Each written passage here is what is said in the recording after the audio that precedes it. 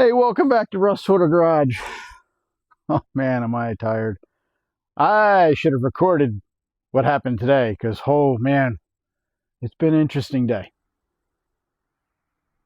So I will have a video up probably next week on the Rambler. You can see some work's been getting done on it, and we'll go over everything that's been happening there. But today, today was all about the adventure getting this thing. You know, I always say I should really record when I go to pick up cars because half the time, oh my God, it just turns into an adventure. Actually, not even half the time. Most of the time, it's pretty normal, I guess you'd say. You show up, buy a vehicle, and take it home. Sometimes you just have one of those days that's really eventful. This was one of them. So I was going to record going to pick this car up, but quite honestly, me and my buddy left at 6 in the morning today, and it was pitch black out. Very different from the last time I left at 6 in the morning to pick up the 57 Golden Hawk. I left at 6 in the morning, it was black. I couldn't even get a video, and I didn't wake anybody up, so I didn't record anything. Well, we're driving down there with the empty trailer and this is a long ride. It's probably about 3 hours to get this thing. I get about a half hour away, and I start having brake issues with my truck. And then we pull into a parking lot, luckily, and then the right rear wheel locks up. So we're trying to figure out what's going on. When we first were having brake issues, thought maybe something was going on with the trailer. Those brakes were fine. Coming to find out, my right rear caliper, one of the bolts for the caliper bracket, fell out. I don't know how. Then all I can say is I put it in with anti-seize, maybe that wasn't a good idea. But somehow I haven't been on these brakes in a long time because I don't use my truck all the time. And all of a sudden that bolt fell out. So the caliper rotated and dug into the wheel and started grinding on the wheel. Oh my gosh. So yeah, so what do you do there? Well, can't find a replacement bolt. It was the top bolt that fell out, so the caliper rotated and ground into the wheel. So I moved the bottom bolt to the top and tightened that down so at least the caliper can't rotate anymore. All right. At least now we're rolling again and we can try to get this sorted out. So we finished the ride with one caliper bolt and go get this piece of junk, which we'll go over in a minute. And then on the way back, because the caliper was only held with one bolt, it started rubbing on the rotor, started making it get hot, having problems again. So I got to, where did we go first? Went to a Home Depot to try to find a metric bolt. They didn't have it. This is an oddball size. I looked it up. It's like I think it was an M14. I'll have to look it up again. But either way, Home Depot didn't have it. So what I ended up having to do was, because the one bolt just wasn't enough to keep it from rubbing on the rotor and getting things hot, and it was causing problems. So I took a pair of vice grips, because I had a vice grips with me and some other tools, and pinched off the rubber hose for that rear brake. That solved that problem. That got us home. So that worked. Now I've got to jack it up and put a new bolt in and figure it out. And I'm going to Loctite those bolts from now on instead of anti-seize, but I'll still use anti-seize on caliper bolts, but never again on the bracket bolts. So anyway, that was an adventure. Yeah, it's very easy to just tell you what happened, but if I was recording it, there were other things that happened today that were some stuff was just pretty hysterical, and I think it would have made a really good video. I gotta really start videoing these things, because you just never know what's going to happen. Anyway, the whole idea of this was, do I need this? No, I don't need a 64 GT Hawk in my life whatsoever. I bought it because the 57 Golden Hawk needs a rear bumper, and rechroming is very expensive, and while it's not perfect, is straight, and the chrome is better than anything we have. So this will work for now. We also need a windshield for the Golden Hawk because it's cracked. This has a really nice windshield. Now that was about, I don't know what you want to say, the win part of this deal. But this is typical of anything you buy from pictures. So, You know, you buy a car from pictures, you really can't tell anything about it, obviously.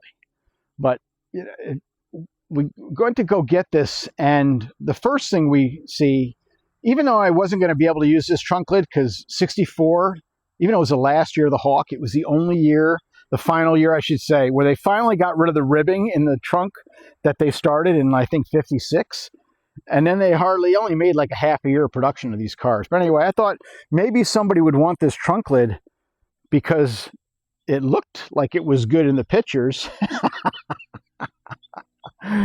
Check out the tape. Yeah, this tape.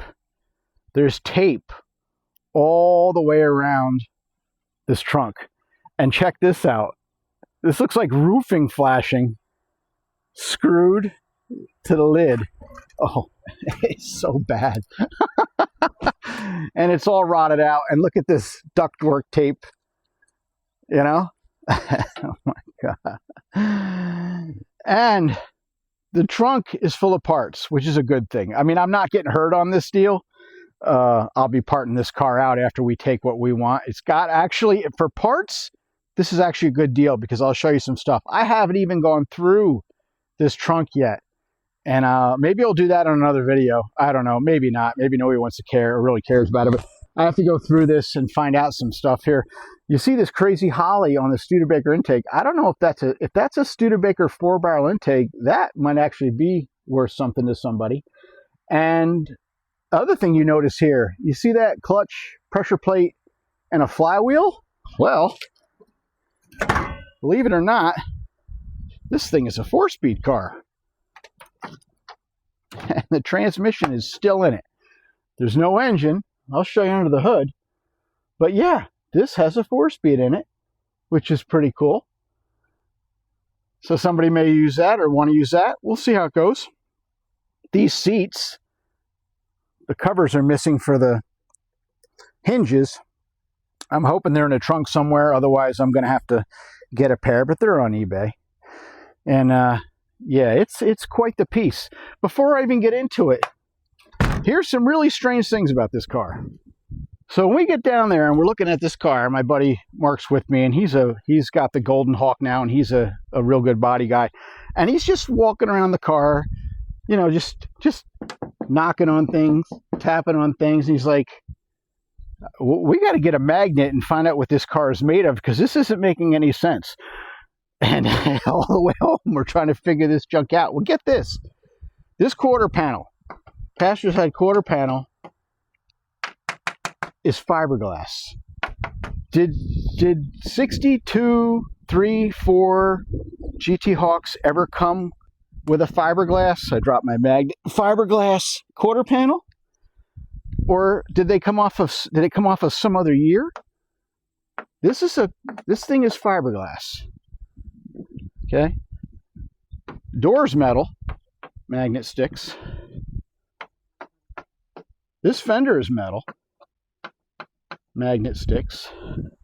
Up here in the front, are these factory? They're fiberglass or something, but they just look weird. Are those real? Or are these some kind of aftermarket thing? Somebody is going to have to tell me who knows Studebakers. This fender is fiberglass. The driver's side fender is fiberglass. Did anybody ever make fiberglass fenders for these cars? Doors are both steel. This quarter panel is steel. So I have a passenger side quarter panel that's fiberglass and a driver's side fender that's fiberglass. Whoa, what's the deal with that? I have no idea. This thing also has some very, I don't know what to say, sketchy upgrades, and probably some expensive upgrades that may or may have not gotten finished. So as a parts car, this is great, like I said, but if somebody ever really bought this to drive, they kill themselves. Look at the lug nuts. They're not correct for the wheels. The wheels held on really by one lug nut. Here's one that I've never seen before. Look under the car. Look at that. That's BX wiring in the car. What is that? That's crazy. It's insane. We got Flowmasters, so that's cool. Now, one interesting thing this car does have, somebody ponied up and spent some money and put a 4-wheel disc brake conversion kit on this car. It still has the Dana 44 rear in it under there, but they've got these brackets that bolt on, and they've got, it looks like F-body, probably cast iron calipers, like off, say, an 80 Trans Am, turbo Trans Am. It's got those on the rear, or Cadillac. Those were popular on Cadillacs too. It's got those on the rear. We got zoomy lowering blocks. And it's also got the same kind of thing up front. It's got a disc brake kit up front too. I didn't even know this stuff existed, or what year it was, or when it did. It's got brackets and looks like GM G-body calipers and rotors of some sort. So it's got 4-wheel disc brakes. However, executed horribly, as you can see. We got this junk laying everywhere. Really interesting. And there's the 4-speed, which should be a T10 if it's a Stud. I'm assuming that's Studebaker. I believe this car had a Stud 289 in it. And there's the license plate in case you forget what it is. But let me show you under the hood. All right, I had to go get a prop rod because the prop rod's gone because the engine's gone. I think it's in the trunk, but I have to show you this. Look at that! Is that factory? I mean, other than somebody drawing that face on there, is that factory, or somebody's 12-year-old kid paint that in there? Is that normal? I don't know. There's the body tag to see if that decodes to anything interesting. This was a power steering car. I think there might be some stuff in the trunk. I haven't even gone through the trunk yet, but it's a power steering setup. It's got the big ram and hoses and stuff in there, but I don't know if I have the pump. It's got, I don't know what that is, that thing there. I don't know if that tank is for the brake conversion or something.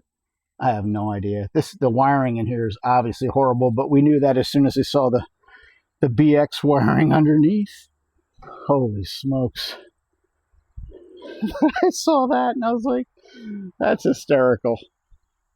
And like I said, all the glass is good. We've got a really nice windshield. Somebody was a member. Look at that.